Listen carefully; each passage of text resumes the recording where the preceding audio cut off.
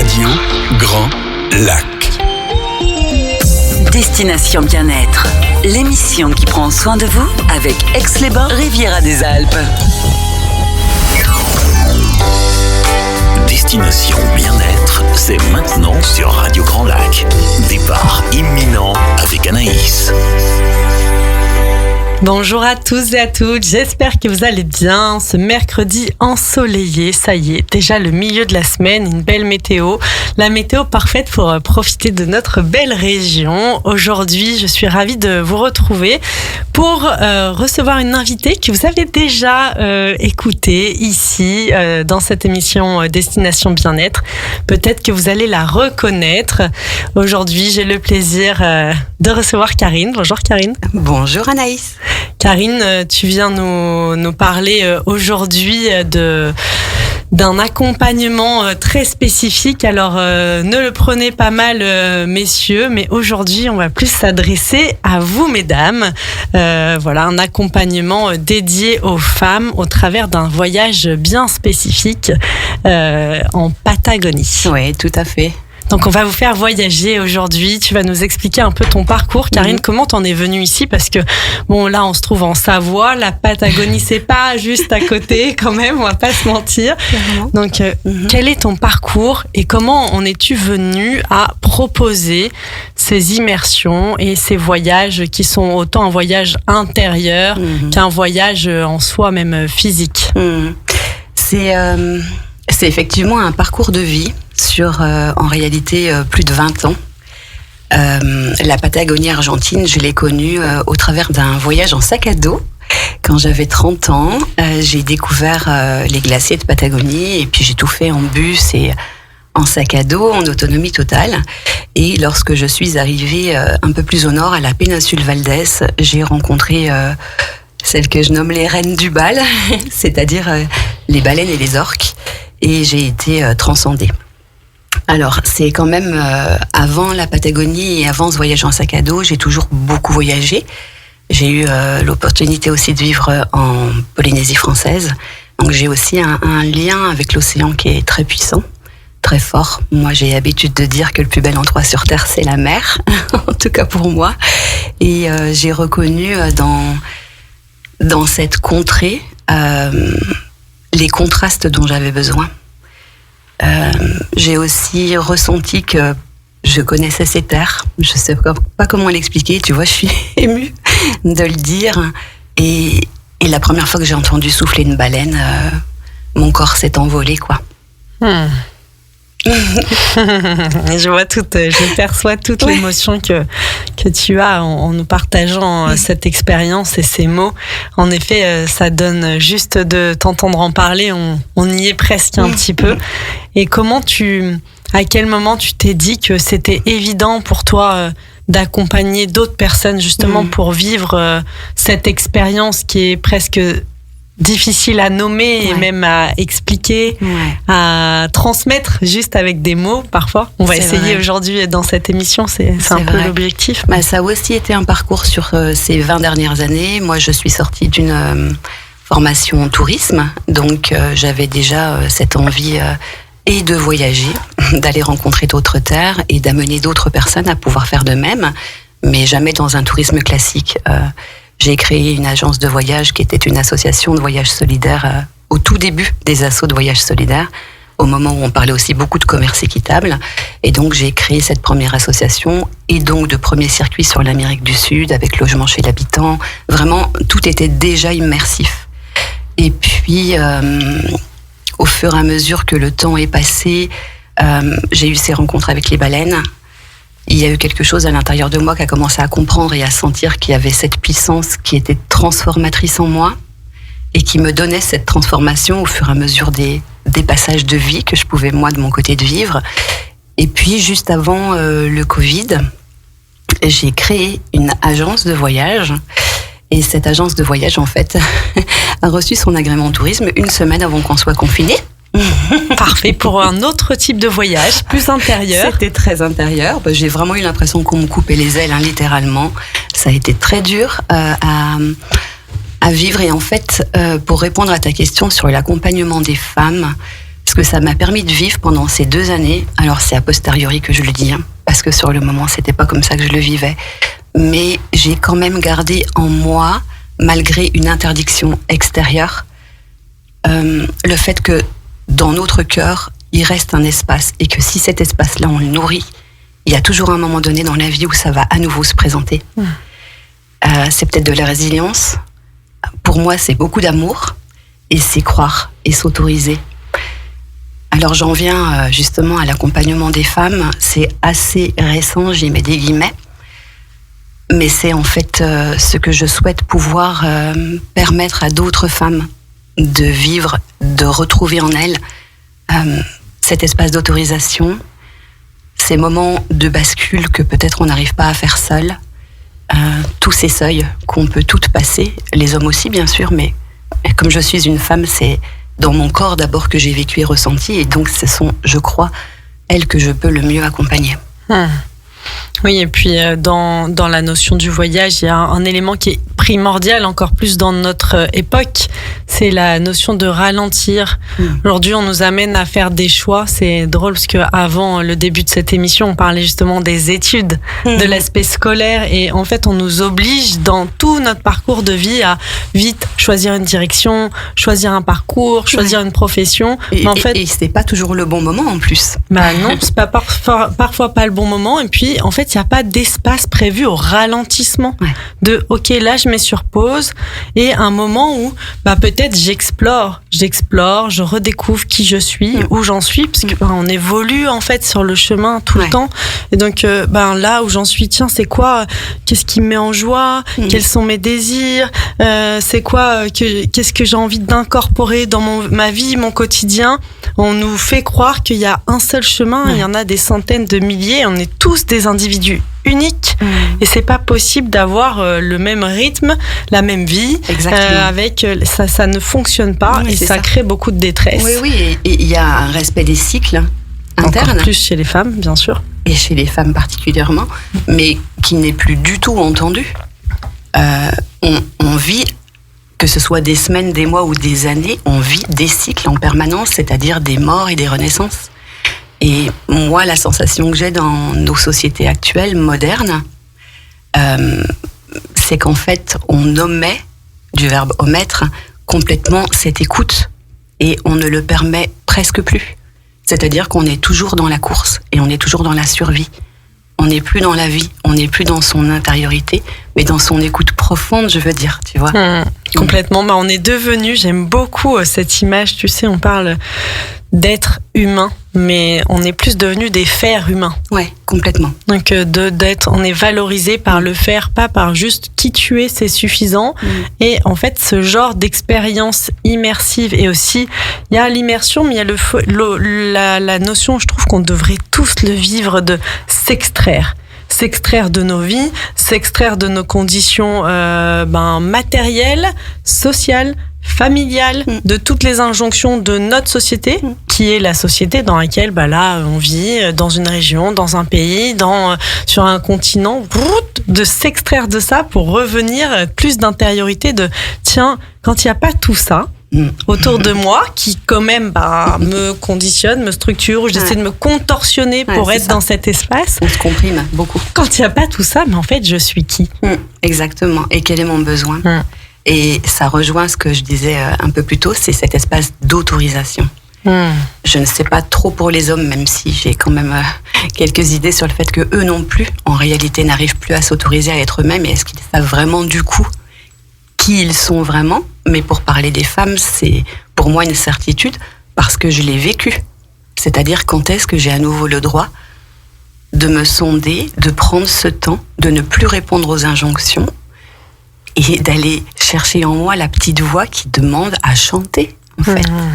Complètement. Et puis d'être en vivre, de s'exprimer et de s'élaborer en tant que sujet, et non plus en tant qu'objet des désirs des uns des autres. Et ça, c'est tout un travail. Oui. Faut enlever beaucoup de croyances. Parfois, c'est le travail d'une vie, mais bon. la direction compte énormément. Ouais, et donc, vrai. est-ce que c'est OK pour toi de nous partager justement à quel moment dans ta vie, je sais que dans nos vies, il y a des moments un peu plus charnières, il y a des déclics. En tout cas, parfois, on va au bout d'une façon de faire qui nous convient pas. Et puis, il y a le moment de rupture où ça devient évident que là, on peut plus continuer sur ce chemin. Faut se remettre à respirer. Oui. Si je reviens sur cet aspect d'autorisation, parce que finalement, je crois que ma plus grande bascule, elle s'est produite là. C'est vraiment justement à l'issue de cette période pandémie, Covid, où on n'a plus trop pu voyager et où moi, mon entreprise avait été fermée. Je l'ai vécu comme, sur le moment, une injonction à rester à ma place, mais pas dans le bon sens du terme. Reste là, reste assise. Quand on a pu commencer à revoyager, la première chose que j'ai faite, c'est prendre 2 billets d'avion pour mon fils et moi et repartir en Patagonie.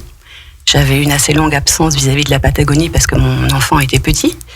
Et donc là, il avait 7 ans et on est repartis tous les deux. Donc on a quitté la canicule française pour arriver dans l'hiver argentin. Et quand j'ai vu depuis la plage à 10 mètres de moi les baleines et quand j'ai entendu leur souffle, il s'était passé une transmutation, une permutation tellement profonde qu'en fait, sur le coup, je crois que je ne l'ai même pas comprise. Ça a mis un petit temps à faire son chemin. En parallèle de ça, sur le plan personnel, mon père venait de décéder. Je l'avais accompagné dans sa maladie pendant pas mal d'années et ma maman aussi. Donc c'est vrai qu'il y avait une charge d'obligation, et je le dis pas de manière négative et méchante, mais c'était une réalité. D'être une maman solo avec 2 parents malades. Oui, j'allais dire, il y a aussi lourdement malades. L'aspect que t'es pas accompagnée et donc aujourd'hui t'élèves ton fils seul, donc c'est aussi un élément important. Il y a de plus en plus de parents et de mamans notamment qui sont solos et en termes de charge. Oui. En termes d'injonction, en termes de pression mise sur un seul parent, c'est quand même assez conséquent. Ouais, c'était conséquent, effectivement. Et tu vois, quand tu dis j'étais pas accompagnée, en fait, ce que j'ai envie de dire tout de suite, c'est ce jour-là, quand j'ai vu les baleines, j'ai compris qu'il fallait que je m'accompagne moi. Ouais, bien sûr. Que tu sois en présence. Tu vas me faire pleurer. Mais c'est une telle réalité. Il y a eu un grand oui dans mon cœur, en fait. Et je me suis plus demandé comment j'allais faire. Je me suis plus demandé si c'était possible. J'ai laissé ça pour mon retour. J'ai profité complètement de fouler cette terre. Et à mon retour, le souffle des géants est né. Et le nom donc de ma petite entreprise. Oui, le souffle des géants. En hommage justement aux orques et aux baleines. Aux cétacés, oui, qui sont vraiment, qui t'accompagnent et aussi qui sont un élément à part entière, j'ai envie de dire, dans tes accompagnements et dans tes voyages aussi. Oui, complètement. Elles sont. Je travaille avec la médecine des cétacés, c'est comme ça que je la nomme. Peut-être tu peux nous en dire quelques mots. Ouais, tout Moi, à fait. j'ai découvert vraiment, je me souviens, la première fois qu'on s'est rencontrés et que tu m'as parlé des cétacés, j'étais là, attends, les cétacés, ça englobe qui, ça? Alors, quelle espèce on parle? Ce sont en fait les mammifères marins, alors pas tous, mais orques, toute la famille des dauphins. Les orques sont les plus grands dauphins, baleines, belugas, cachalots, narwhals. Et donc ils portent, mais comme chaque animal sur Terre en fait, une médecine particulière. Bien évidemment la médecine de l'eau et de l'océan pour tous, puisque c'est leur milieu de vie naturel. Mais après chacun ou chacune va amener une énergie, une vibration, une fréquence différente qui peut venir se joindre à nous pendant un soin. Et qui, bien évidemment, est totalement présente pendant un voyage, puisqu'on les côtoie en plus physiquement.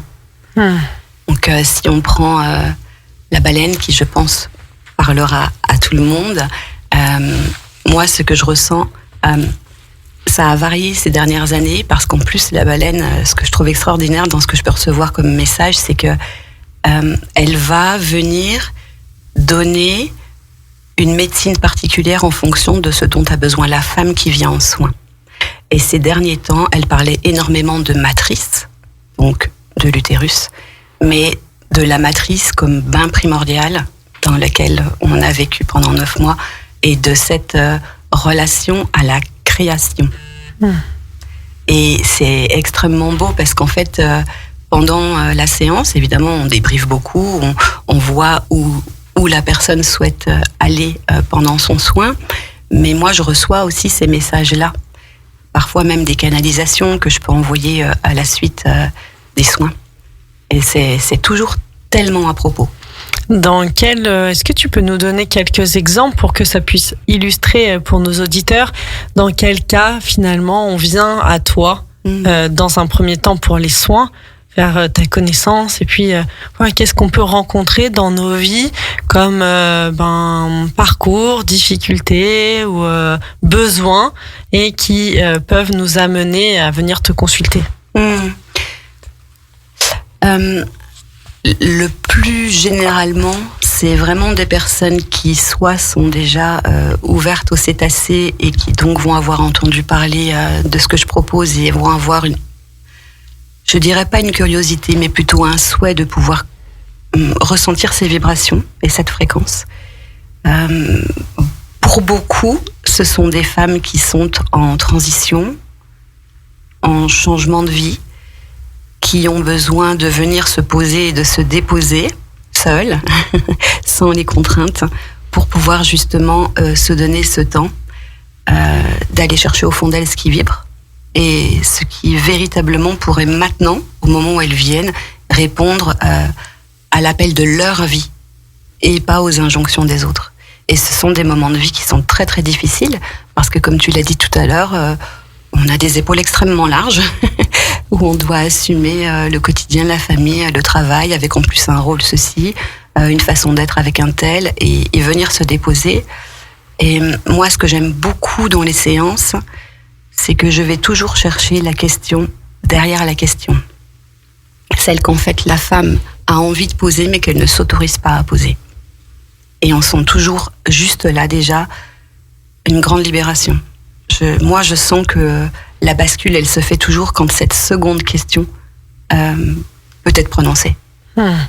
Est-ce qu'il y a des thématiques que alors là c'est intéressant parce qu'on parle d'accompagnement de la femme qui est au stade plus adulte et qui est dans un moment de vie de transition, mais on sait toi et moi que qui nous sommes en tant que femmes est très conditionné aussi par nos histoires de vie, par la façon dont nous avons été élevés, par nos parents, par tout cet aspect transgénérationnel, par les différents traumatismes aussi que nous avons pu vivre dans nos vies, qui ont pu être vécus aussi par nos ancêtres, nos lignées et tout. Je trouve que la médecine des cétacés, elle nous amène aussi il y a cette connexion. En tout cas, moi, c'est vers ça. Alors, parce que c'est sans doute mon domaine de prédilection, j'accompagne énormément dans ça, mais quand moi je connecte aux cétacés, je trouve qu'il y a cette notion de la lignée, de un peu la baleine, je la vois comme la mama, tu vois. Ouais, c'est ça. Ouais. C'est la mère. Moi, je la vois vraiment comme la mère primordiale. Et elle a cet amour infini. Ça peut sembler galvaudé, mais c'est tellement vrai. Et je pense qu'en fait, si la baleine est si grande, si large, si énorme, c'est parce qu'elle porte tellement d'amour qu'elle pourrait pas être plus petite. C'est pas possible de contenir autant d'amour dans un corps plus petit. Elle est vraiment la... Comment je peux exprimer ça ? C'est la paix. C'est la paix incarnée et c'est l'amour inconditionnel incarné. Oui, donc tu vois, il y a vraiment cette notion de... En fait, quand on vient vers toi, on peut aussi aller connecter à... voilà, on n'a pas tous des vies... De toute façon, ça n'existe pas, le parent idéal. On en a tous fait le deuil, chacun a son parcours. Mais je trouve que, voilà, d'aller chercher et connecter cette ressource auprès de l'énergie des baleines. C'est vraiment un peu venir se connecter à cette source infinie d'amour, d'enveloppement, de douceur, nos parents ils ont fait comme ils pouvaient, mais peut-être qu'on l'a pas reçu ou pas comme on aurait eu besoin de recevoir en tout cas. Et là, hop, on vient comme plonger un peu, s'abandonner dans les bras des cétacés. Il y a tout à fait ça. Et puis l'autre chose aussi, c'est que la baleine, en fait, pour moi, c'est la mère. Et elle permet à chaque femme de reconnecter avec la mère qui est en elle. Bien sûr. Et ça, c'est immense, c'est énorme. J'ai publié hier ou avant-hier, justement, un post sur la mère intérieure et quand est-ce que nous, femmes adultes, commençons à devenir nous et non plus la fille de notre mère. C'est intéressant, tu l'as utilisé tout à l'heure dans tes mots quand tu as décrit ce qui s'est passé sur la plage.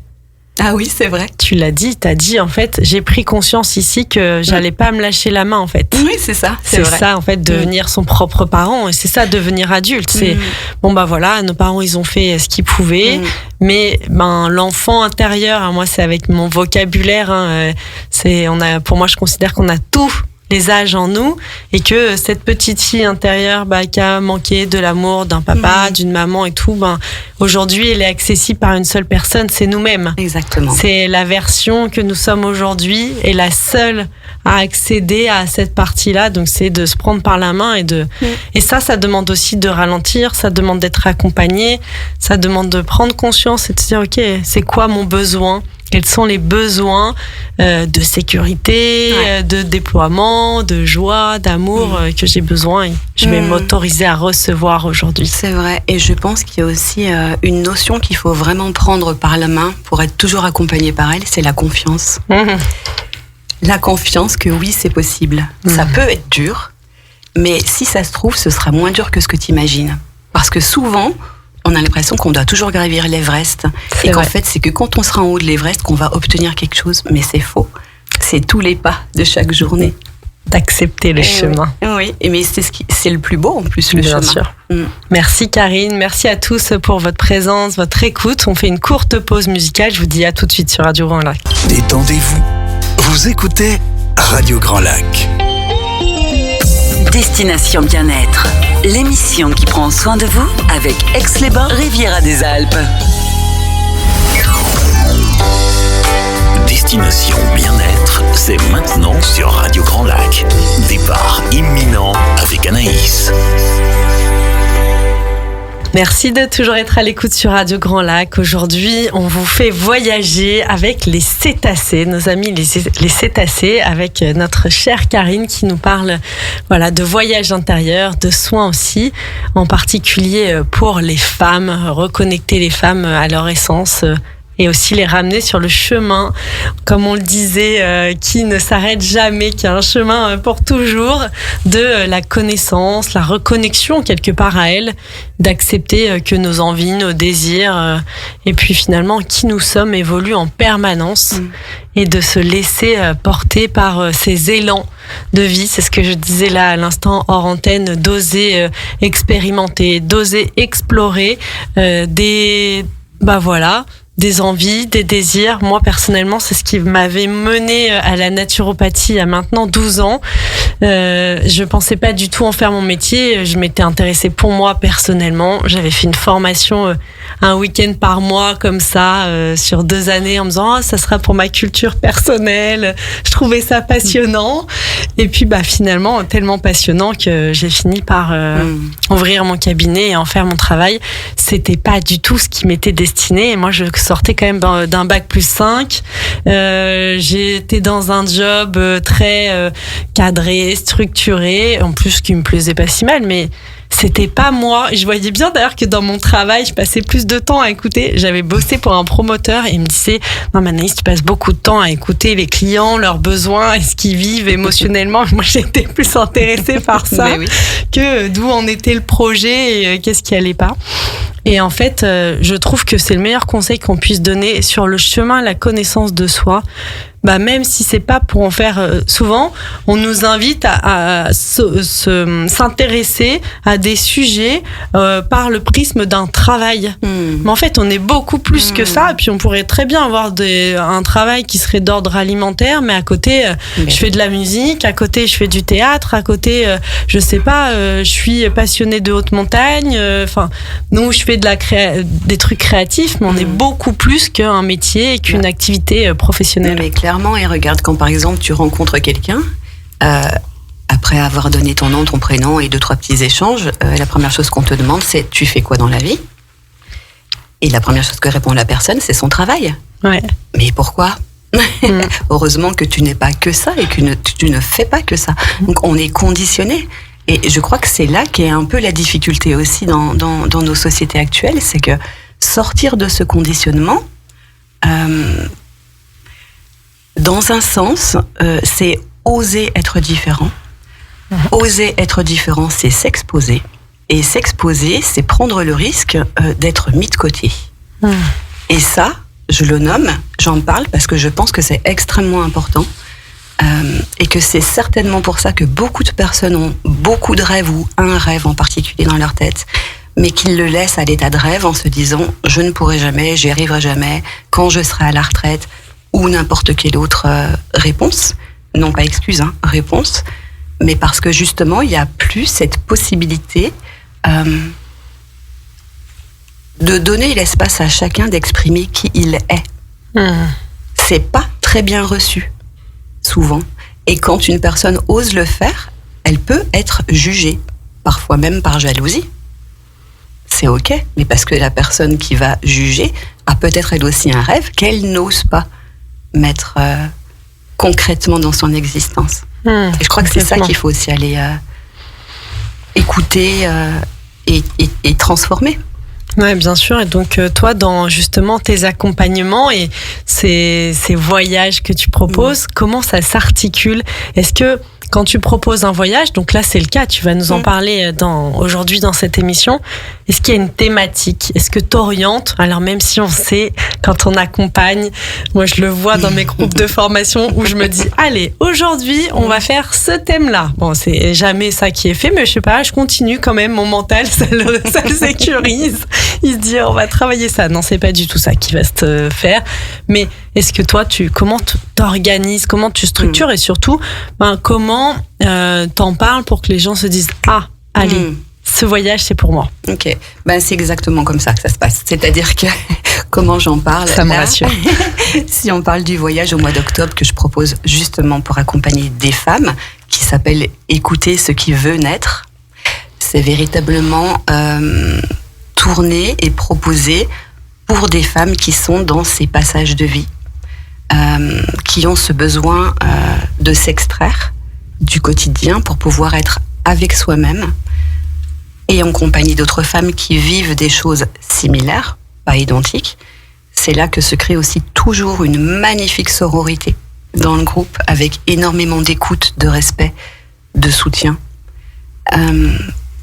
Et en fait, en réalité, je ne pose que ça.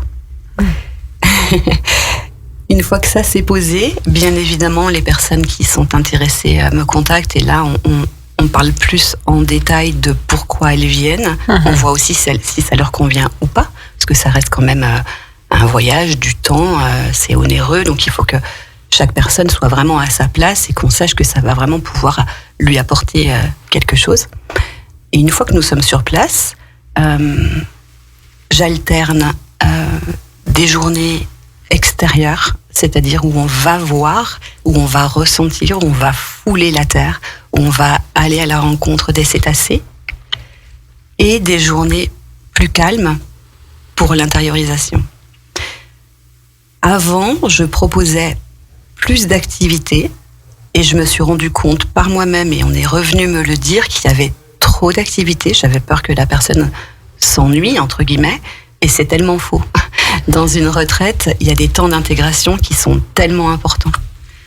Et surtout, comme on disait tout à l'heure, il y a tellement besoin. Donc quand on va en retraite, et moi je l'ai beaucoup vécu, parce que j'adore le yoga et tout, et c'est pour moi personnellement, Quand je vais en retraite, j'adore les espaces où il y a rien, où je peux. C'est un temps où j'ai rien à faire, justement. C'est comme planifier enfin un espace. D'ailleurs, ça m'a beaucoup enseigné pour planifier des espaces de rien dans mon emploi du temps. C'est ça. Mais c'est très important, comme d'ailleurs en yoga on le dit, la pratique est aussi importante que le temps où ça s'intègre au niveau du corps. Voilà, l'intégration, exactement. Et c'est là qu'on passe ensuite au corps, aux mémoires corporelles. Et c'est ce que je trouve extrêmement important dans les soins aussi, mais encore plus en voyage, c'est de pouvoir se permettre de se déposer, d'ouvrir nos capteurs et de pouvoir laisser ce qui doit nous traverser. L'émotion, le vent sur son visage, toucher le sable, ça peut être tout, ça peut être n'importe quoi. Mais tout est précieux à ce moment-là, parce que c'est ce qui va vraiment te ramener à ton corps et à cette mémoire qu'on a le droit d'être juste avec soi-même. Bien sûr, d'être en présence. D'être en présence. Quand tu parles de moments extérieurs, juste pour ceux qui nous écoutent et qui se disent « Ah tiens, ça m'intéresse et tout », concrètement, c'est quoi? On va sur un bateau? Comment ça s'articule? Alors, il y a le voyage que je propose pour les femmes, il se situe à l'orée de la péninsule Val d'Ès, qui est une zone protégée par l'UNESCO, donc c'est un sanctuaire marin. Je le propose au mois d'octobre parce que c'est le printemps austral et que c'est à cette période que justement les baleines qui viennent d'Antarctique viennent donner naissance à leurs bébés. Donc on les voit à 10 mètres de la plage, mais on part aussi naviguer avec elles. Donc on va les voir passer sous notre bateau, on va voir le petit bébé sortir sa tête de l'eau devant nous. C'est puissant, c'est magique. Je dis tout de suite qu'il n'y a absolument aucun danger. Je n'ai jamais vu un être aussi sentient que la baleine. C'est-à-dire que quand elle passe sous le bateau, là je te parle de gros zodiaques, par exemple, quand on fait des sorties privées, que le groupe. Moi, la première fois que j'ai vécu ça, le bébé est passé en dessous, donc je voyais la queue à droite, la tête à gauche. Mon bateau sur lequel j'étais, il est monté de 3 cm et je savais qu'elle savait parfaitement où nous étions. C'est d'une délicatesse absolument incroyable. Et oui, c'est bien que tu le précises parce que c'est vrai qu'il y a eu des témoignages, mais dans un contexte très particulier, notamment avec les orques vers Gibraltar, là, avec. Alors moi j'aime bien. Alors aussi bizarre que ça puisse paraître, je suis malade en mer, mais ça m'a toujours beaucoup attirée. J'adore les récits, même de navigateurs et tout. Et en effet, il y a eu parce que attaqué, et du coup, ces orques elles-mêmes avaient rendu l'appareil et attaqué certains bateaux. Oui. Alors là, c'est effectivement dans un autre endroit du monde. Bien sûr. Mais c'est pas les mêmes familles. Ce ne sont pas les mêmes familles. Effectivement, chaque endroit d'océan a une espèce en fait d'orque qui elle-même a des sous-espèces et donc des familles. Chacune parle un propre langage. Chacune a une hiérarchie matriarcale et c'est la matriarche qui va enseigner le langage, qui va enseigner la manière de chasser, qui va enseigner la cohésion sociale. Et donc en Patagonie, elles sont protégées, on ne peut pas aller à l'eau avec elles. Pour revenir sur ce que tu disais, sur le fait qu'on ait rendu méchante l'orque. Ce qui s'est passé dans le détroit de Gibraltar, c'est que ce sont des orques qui ne mangent qu'un poisson particulier. Et oui, c'est vrai que c'est important rouge. Ça. Que les orques, à travers le monde, ne se nourrissent pas des mêmes choses. Ouais. Tu nous l'avais dit lors de ta première intervention ici, je me souviens. Et donc... elles viennent dans le détroit de Gibraltar et sur les côtes espagnoles parce que le thon, à ce moment-là, migre et vient là. Donc, elles suivent leur nourriture de manière claire. Et c'est aussi l'endroit où on pêche de manière industrielle le thon. Donc, en fait, les orques dérangent beaucoup. Et ce qui s'est passé et qui ne se dit pas, parce que c'est mieux de mettre la faute sur un animal que sur l'humain, c'est qu'en fait, elles ont été chassées à coups de détonateurs. Donc on rend une orque sourde si on ne la tue pas. C'est déjà une population qui est en voie d'extinction extrême. Il n'y a plus que 32 individus. Et donc oui, quand un voilier passe, alors déjà, elle ne touche pas la barque, elle ne touche pas l'être humain, elle touche le safran. Et elle tape le safran.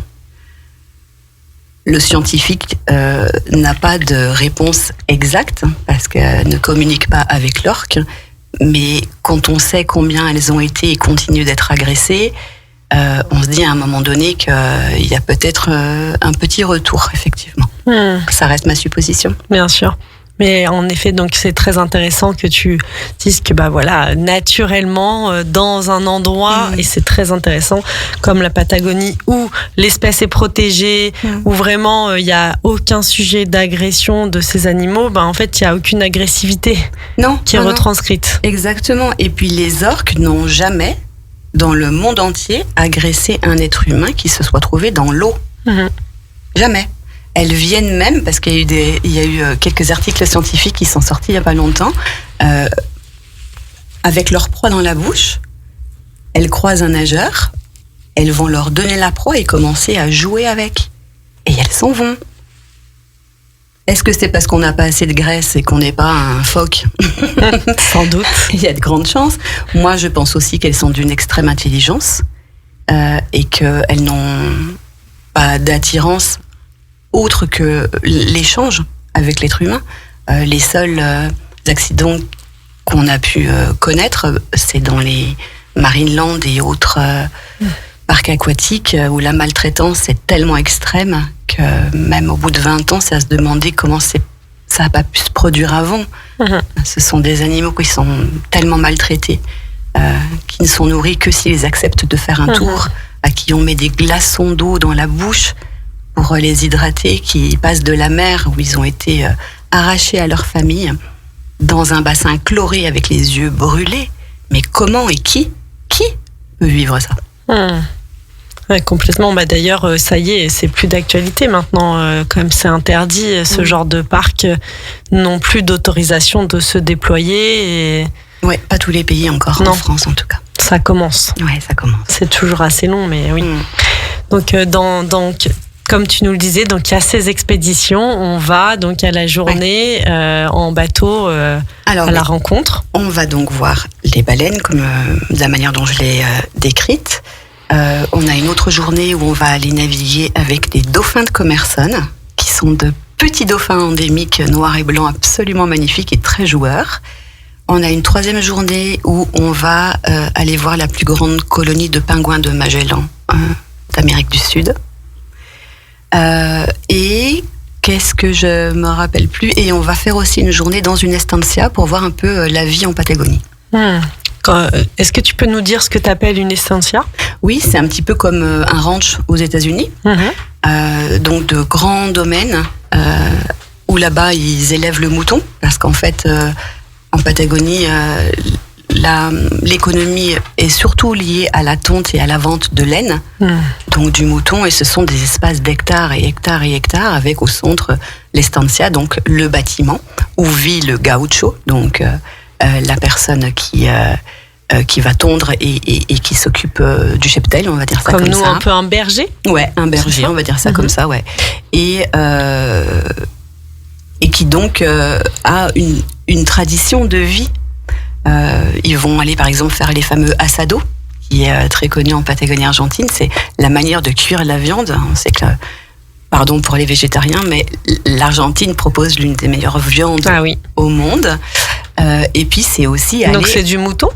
Entre autres, ça peut aussi être du bœuf. Ok. Et alors cette particularité de cuisson, c'est similaire au barbecue qu'on peut avoir nous, sauf qu'en fait la viande, elle va être cuite seulement par les braises. Donc en fait, l'asador, celui qui fait l'asado, va maintenir un feu constamment en dehors du barbecue et ramener les braises sous la viande pour qu'elle cuise tout doucement. Donc ça laisse toute sa saveur, tout le jus à la viande. Et c'est vrai que c'est un goût unique, très clairement. Et c'est la fierté des Argentins. Donc il y a cette journée-là spécifique, donc un peu en immersion avec ces fermes locales. Ouais, tout à fait.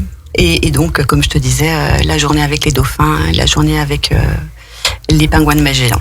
Ok. Et après, donc dans les journées qui sont plus, on va dire, d'intégration, quels sont les lieux où vous vous retrouvez? Comment ça se passe? Est-ce que c'est des lieux spécifiques? Comment tu les as sélectionnés, toi? On est situé dans la ville de Puerto Madryn, donc qui est vraiment à l'orée de la péninsule Valdés. C'est de là qu'on rayonne tous les jours.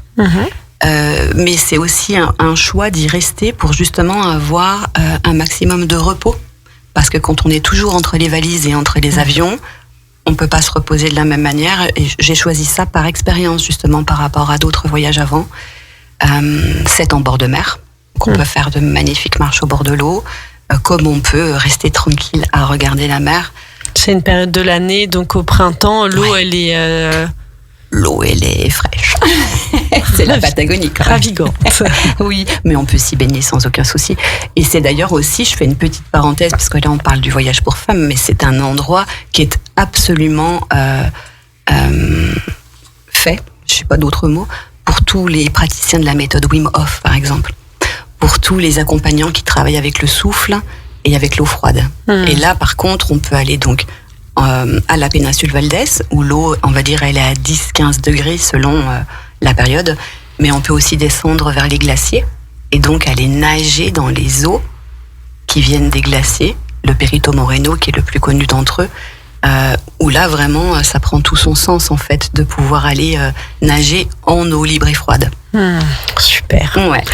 On y est déjà. Là, je t'écoutais, je me disais, oh là, il faut que je me reconcentre parce Il faut que je mette la combi. Je suis prête. Merci beaucoup pour tout ce que tu nous as permis d'aller imaginer, rêver. On fait une courte pause musicale. Restez à l'écoute et on vous donne de plus amples informations après cette courte pause. Destination Bien-être, l'émission qui prend soin de vous avec Aix-les-Bains, Riviera des Alpes.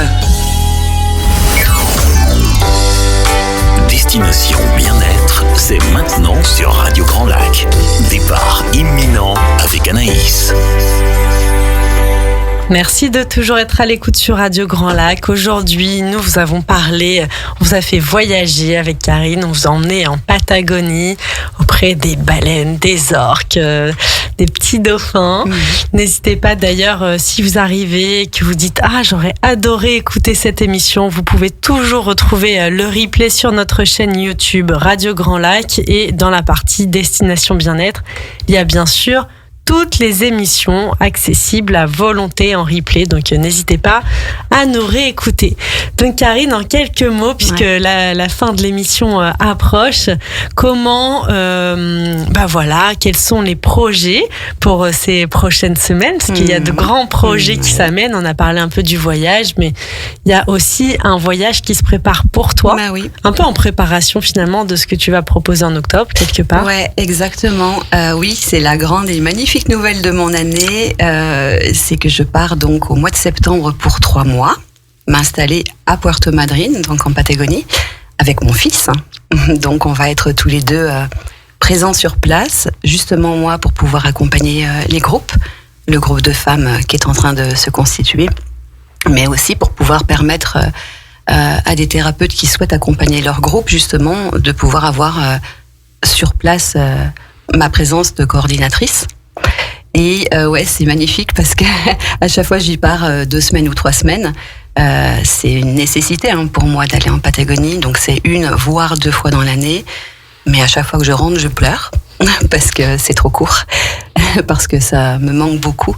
Et là, ce que je trouve beau, ça rejoint beaucoup le début de nos conversations, c'est que je me donne la pleine autorisation de le vivre. Et en fait, il y a tout qui vibre à l'intérieur. Je sais que c'est ma place. Je sais que ce moment-là de l'année, il répond à un appel, au vrai appel. Au vrai appel du départ. Et donc, pour ceux qui souhaiteraient venir jusqu'à toi pour avoir plus d'informations, ou peut-être même te découvrir tes soins, comment peut-on te retrouver et te contacter ? Par les réseaux, bien sûr. Donc, l'entreprise s'appelle Le Souffle des Géants. Je suis présente sur Facebook et sur Insta, mais surtout, j'ai un site internet qui la détaille beaucoup plus, tant les voyages que les soins, lesouffledesgéants.com. Super, donc on peut te contacter ici. On peut aussi réécouter la première émission qu'on avait fait ensemble sur... d'ailleurs, je crois que c'était le nom qu'on avait donné, le souffle des géants. C'était quasiment au début. C'était le lancement de ton activité pour faire découvrir aux auditeurs justement tes accompagnements, comment tu travaillais avec l'énergie des cétacés. Et donc, pour nous donner quelques éléments d'information, donc ton prochain voyage, c'est en octobre. Est-ce que tu as déjà les dates? Oui, c'est du 5 au 12 octobre à la péninsule Val d'Ès, donc où moi je suis. Donc je reçois le groupe précisément pendant ces dates, mais les personnes donc qui vont voyager partiront 1 ou 2 jours avant, puisqu'il y a le vol France-Buenos Aires, seront accueillis sur place par des prestataires que je connais très bien. Ça fait en fait 20 ans que je travaille avec eux. À Buenos Aires, tu veux dire? À Buenos Aires. Seront bien évidemment accompagnés à l'aéroport pour prendre leur vol jusqu'en Patagonie. En Patagonie, c'est moi qui viendrai les accueillir à l'aéroport. Donc il y a même la transition. Pourquoi c'est nécessaire cette transition? Parce qu'il n'y a pas de vol France-Patagonie direct. Ce sont les aéroports internationaux. Donc c'est Paris, Buenos Aires, quelle que soit la compagnie aérienne. Souvent, je te conseille d'y passer une nuit déjà pour pouvoir se reposer du vol, parce que ça reste quand même long, même si c'est 13 heures. On part toujours plus tôt pour arriver à l'aéroport. On dort pas forcément bien dans l'avion. Et puis surtout, pour que si le vol international a du retard, que le vol de connexion ne soit pas manqué. Donc en fait, l'idée, c'est de passer au moins une nuit à Buenos Aires, pour se reposer, pour aller voir un spectacle de tango, pour visiter la ville. Et là, les personnes sont prises en charge par mes prestataires. Ah oui, ça c'est super sympa. Donc on peut découvrir aussi... Exactement, soit à l'aller, soit au retour, selon ce que les gens souhaitent ou préfèrent faire. Et donc oui, après, du 5 au 12 octobre, donc c'est avec moi en Patagonie à la péninsule Val d'Ès, à Porto Madryn. Et au retour, pareil, mes partenaires locaux viennent à nouveau attendre les personnes à l'aéroport, les ramener à leur hôtel pour qu'elles passent leurs 2-3 dernières journées comme elles auront envie, parce que ça c'est pareil, c'est souple en fait. Autant la semaine Patagonie est organisée, comme je l'ai décrite tout à l'heure, autant le séjour à Buenos Aires, avant ou après, peut être personnalisé. Ah oui, donc personnalisé en fonction, donc par exemple si on vient te voir et on dit voilà, moi j'aimerais bien arriver 3 jours avant, rester 3 jours après, est-ce que tu peux me proposer Et oui, parce que toi tu as cette carte là aussi, dont ça fait 20 ans. On a peu parlé ici et qui était la raison pour laquelle tu avais ouvert ta propre agence, c'est que tu as cette faculté de construire sur mesure des voyages. Oui, cette faculté, cette connaissance, et surtout j'ai la connaissance de mes 20 années passées en Argentine, à y travailler et à y voyager, à y construire des voyages. Et donc tous les partenaires locaux avec lesquels je travaille, je les connais depuis de très nombreuses années. Ils sont en plus devenus tous des amis. J'ai vraiment une confiance aveugle en eux. Et du coup, c'est vraiment comment je vais exprimer ça? C'est vraiment un partenariat de cœur, quoi, où tant le voyageur que des partenaires sur place que moi, on forme un trio. Je sais pas comment mieux l'expliquer. On est vraiment en lien, et les personnes avec qui je travaille sur place, elles ont cet amour de la nature. Elles ont cette connaissance de l'accompagnement. Donc on vit vraiment dans cet environnement pendant tout le voyage. Donc c'est formidable, parce que ça veut dire que je peux aussi avoir une partie, donc certes il y a l'énergie du groupe, mais je peux aussi dans ce voyage avoir une partie où je suis plus en connexion de moi à moi, où je fais des choses dans mon rythme, avec la découverte de cette culture. Tout à fait. Ouais. Et donc, est-ce que tu as des petites, justement, dans cette partie-là, des choses un peu que tu proposes, que tu suggères? Alors ça dépend vraiment de ce que chaque personne a envie de vivre. Si on s'arrête sur l'Argentine et non plus que la Patagonie, c'est quand même 7 fois la France. Ouais. Et chaque région a une culture totalement différente et un environnement géographique totalement différent. Donc, à partir du moment là, par exemple, sur Buenos Aires, c'est vraiment... On est à la limite du bassin amazonien, donc il commence à faire très chaud, très humide. Donc plus tu vas monter au nord, tu vas arriver à la frontière Paraguay, Brésil, Argentine, où tu as les chutes d'Iguassou, qui sont une fameuse chute d'Iguassou. Beauté. Si tu vas sur la cordillère des Andes, tout au nord, tu es à la limite de la Bolivie, et là tu vas rencontrer les Incas et les Aymara, et tu vas être dans un monde minéral extraordinaire à 3000, 4000 mètres d'altitude. Et si tu descends à la cordillère des Andes, tu vas te retrouver vers une région qui s'appelle Bariloche et qui ressemble un peu à la nôtre ici, avec des lacs. Et puis tout au sud, tu arrives en Terre de Feu. Donc tu vois, c'est vaste. C'est vaste. Infini. Et ça peut pas être qu'un voyage. Ah non. Ça, par contre, c'est quelque chose que je dis tout le temps. Si vous partez en Argentine, ne faites pas plus de 2 régions. Oui. Vraiment. Déjà, une région, limite un voyage, une région. Ouais. Pour intégrer, découvrir, et après on revient pour une autre région à découvrir. Ouais. Après, financièrement, pour pas forcément payer 2 billets d'avion, si on a l'opportunité d'avoir genre 3 semaines de vacances, là oui, on peut faire 2 régions sans problème. Merci beaucoup Karine pour tout ce que tu nous as transmis. Donc n'hésitez pas à contacter Karine, à la contacter via les réseaux sociaux surtout. Est-ce que tu as un site internet aussi? Oui, le souffledesgéants.com. Pareil, souffledesgéants.com où vous retrouvez les informations donc sur ces accompagnements, sur le voyage à venir. Est-ce que là c'est le moment de prendre les billets et tout, j'imagine. Oui, c'est ça. Donc ça s'approche. C'est rigolo quand tu as dit 5 octobre, c'est le jour de mon anniversaire. Oh. Je me suis dit, tiens, qu'est-ce que je vais me faire comme cadeau cette année? En plus, c'est une année particulière, donc très inspirant. Un grand merci à toi, Karine. Merci, Anaïs. La prochaine fois, ça sera... pour raconter le voyage. Pour nous raconter le voyage, sans doute. Et cette longue période aussi, si tu reviens. Si je reviens. C'est vrai que beaucoup de personnes qui me connaissent me disent, mais t'as pris un billet retour? Ouais. Non, et oui, mais il est modulable. C'est ça. Peut-être dans 1 an ou 2. Un grand merci à vous tous pour votre présence et pour votre écoute. N'hésitez pas à nous retrouver toujours, comme je vous l'ai dit, sur la chaîne YouTube. Je vous souhaite une belle après-midi. Encore merci Karine pour ta présence ici. Merci à toi. Et je vous dis à dans 15 jours. Inspirez. Expirez. Vous écoutez Radio Grand Lac.